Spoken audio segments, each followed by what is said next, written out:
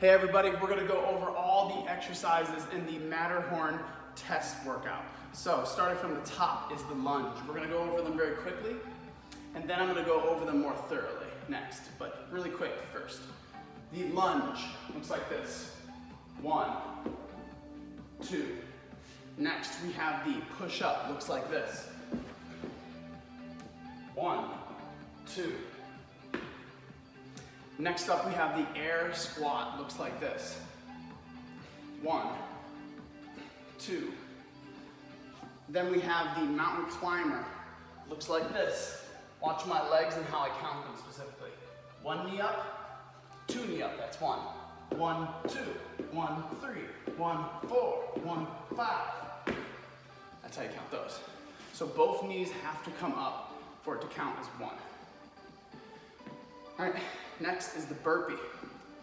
Looks like this. You start in this position, and the first part is going down. All the way down, all the way up, hands overhead. When you jump, your hands are overhead. Once you jump with hands overhead, that's 1. Okay? Finally, the hip thruster. We're gonna have left leg and right leg. You're gonna put your shoulders up on something that's 16 inches high. That's any standard chair. That could be your couch. It could be a bench. If you have a workout bench, put your shoulders on this. Then with one leg flat planted, the other leg floats. The floating leg isn't doing the work, it's the planted leg. But you'll go from your butt touching the ground until your hips lock and all the way straight. That's 1, 2, 3. And of course you'll rest, and then the other move is the other side of the foot. 1, 2. And those are all the moves, guys. So if you just wanted a quick run through, there's your quick run through. Now we're gonna go in more detail because you might need a modification, and you're gonna wanna know how to count these to make sure that you do them exactly perfect without cheating. So you don't wanna hurt yourself, and you don't wanna cheat, you want it to count. So that's what we're gonna go and make sure of right now. Starting with the lunge. The lunge, if you want the lunge to count, you have to make sure your knee touches the ground, and when you come back, you put your foot by your other foot and you stand all the way tall, not just kind of tall. Boom, make sure you lock your knee and your hip, and you have that very upright soldierly position at the top. 2, 3, this is an alternating leg move. You can do them all on one leg if you want, if you have like a stronger leg or one's lagging behind, it doesn't matter, but as long as you do the reps the way I describe them, it counts. Okay, moving on to push-up. I do want to go back to the lunge though and say one more thing. I know most people can't get down all the way to lunge, or they can't stabilize very well. So in the part of your paper that says modifications, this is where you would write that I held on to something while doing a lunge. You would say stability assist in your modifications for lunge. You're still reaching full depth with the knee, but you just need a stability assist. Or you can't get down all the way in a lunge, in which case I want you to find something to put your knee on. You could just say, 50% lunge, so you only go 50% of the way down, 1. You don't go all the way down, 2. But you need something to, make sure that you're going that same 50% as best as you can anyway, moving forward. You'll write 50% lunge or stability added in the modification. Now moving on to push-up. Push-up is a really easy way to scale, but no matter what push-up you do in this program, you must go full depth, which means you have to touch your chest. Boom, chest touches, and full straight arm. People like to do this like not all the way straight arm thing. I need you to boom, boom, lock both elbows. Make sure you're all the way up. All right, so there's the push-up. But you'll notice I did it on the box. You can do it on the ground, the box. Basically, the higher your hands are on an object, say a countertop in your kitchen, that's a good starting point. And if it's still too difficult, you can't even do 10 reps even on the countertop, you do it against a wall. 1. But no matter what, your chest has to touch the wall or whatever object you have your hands on. The closer your hands are to the ground, the harder the push-up.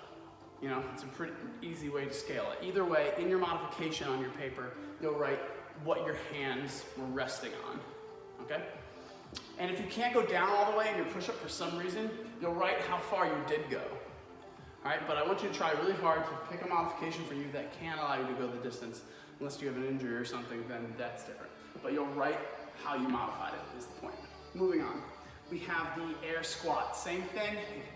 If you can't go down all the way, you'll figure out how far you went. And this is a good way to do it. Pretend there's a chair.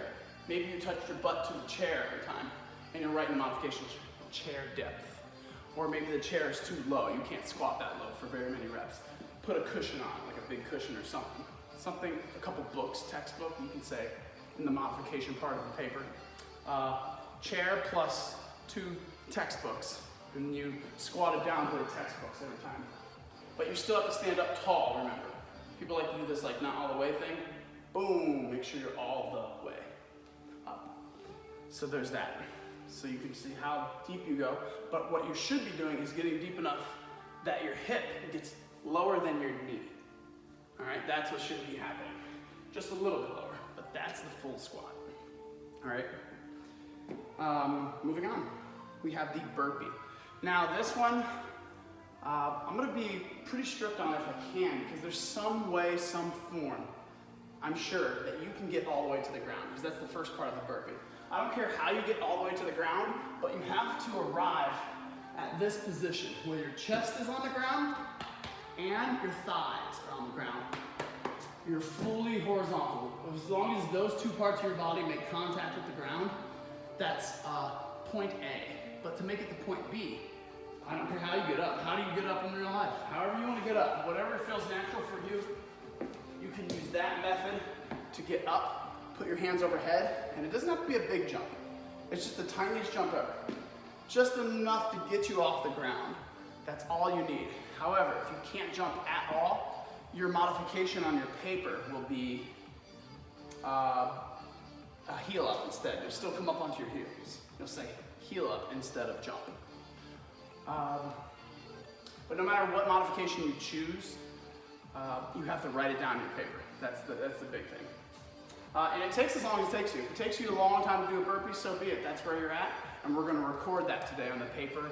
Hopefully you'll progress in the future with greater mobility, greater strength, greater endurance. All those things are going to help you be better at a burpee. And hopefully you'll improve after this, and this will be your test point. And you'll be very motivated by these numbers in the future.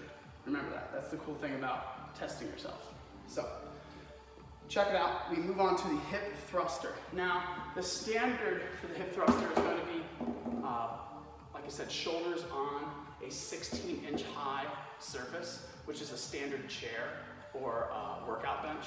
But you can also have your standard be changed, because obviously you can write a modification on your paper and be whatever you want.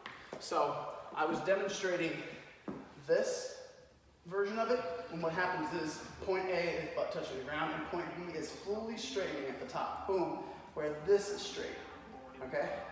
Like you're a big tabletop, right? That's the rep there. But you can lay on the ground as well and do it. And if you have to do the ground version of it, you'll just write on your paper, ground, shoulders on ground. But no matter where you put your shoulders to modify it, the higher your shoulders are, harder it's going to be. Write that on your paper. And that's it, guys. That is the Matterhorn. There's another video that explains how to write this all on your paper. And you can find that video too. Matterhorn Test Sheet, Explanation. So this is the workout explanation. Have fun. See you next time.